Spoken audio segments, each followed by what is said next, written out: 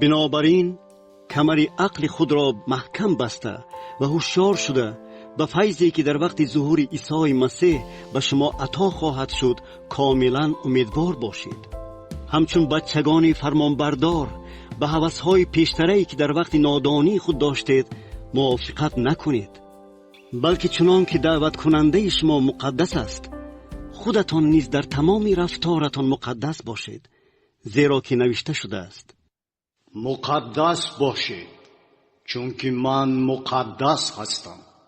و اگر شما او را پدر می‌خوانید که به روی بینی هر کس را از روی اعمالش داوری می‌کند، پس زمان غربت خود را با خدا ترسی بگذرانید،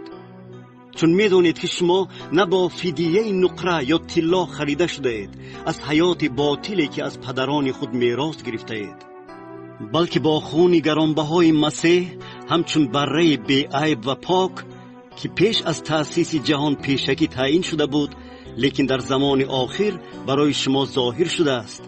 که با واسطه مسیح شما به خدای ایمان آورده اید که مسیح را از مردگان احیا کرد و به او جلال بخشید تا که شما به خدا ایمان و امید داشته باشید.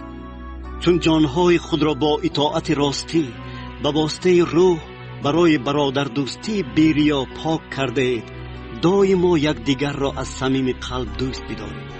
همچون کسانی که از نو به وجود آمده اید، نه از تخم فانی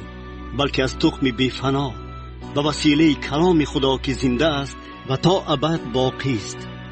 زیرا که هر جسم مثل علف است و هر جلال آدمی مثل گل علف. علف خشک می شود